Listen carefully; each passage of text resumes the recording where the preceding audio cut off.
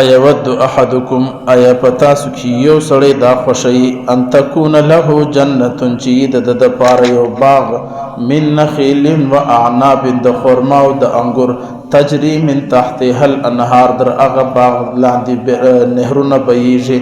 له فيها من كل ثمرات اور په اغه باغ کې د مالک د پاره هر قسم میوه موجوده وي واصابه الكبر اور مالک شپږر تابل ورسیږي وله ذریه ضعفاء اور د دکشنیان ډیر کمزور وي اور کم کشنی وي فاصابها اعصار فيه نار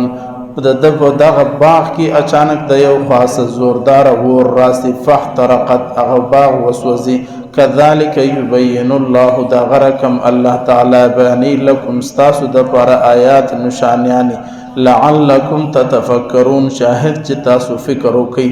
دا د سورۃ البقره آیت نمبر 288 دی آیت خلاصه تقریبا هغه د چې مخکې آیاتو کې راغله ده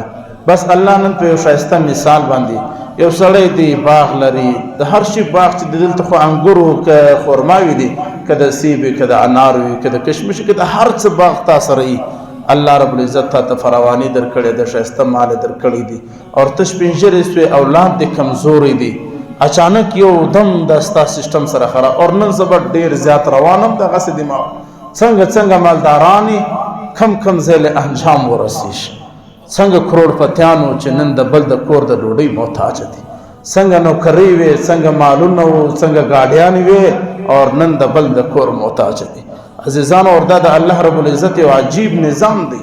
الله رب العزت ستا په یو د عمل باندې ونیسي چې ستا فکر کار نکي عقل دی کار نکي او داس جټکه درکې الله رب العزت د لب نزدیک اس مش واقعات سوي دي یو سړی دلته کور جوړاوي ډیر خوشاله او ماته ول د زما داسې بنگلې ما خپل په ژوند کې بر دې ډیر پیسې خرج کړې دي زما د زامونو د پر اچانک داسې معاملې اور سره رااله چې کرایدار او خپل بسان پر حیران دا د الله نظام پکړ دی چې کله رااله بس دا غرکم الله نبی صلی الله علیه وسلم الله رب العزت فرمایي په دې آیت کې چې شمنجری بچان دي کمزوري اچانک هر څه د سورک سي نه کاروبار کولای سي نه دي بچان د روزګار دي بس د بغارو د چغارو د بیکاری او د سوال بغیر شي نه سره پاتیش در په دری بده سي قیامت کې هم دا غس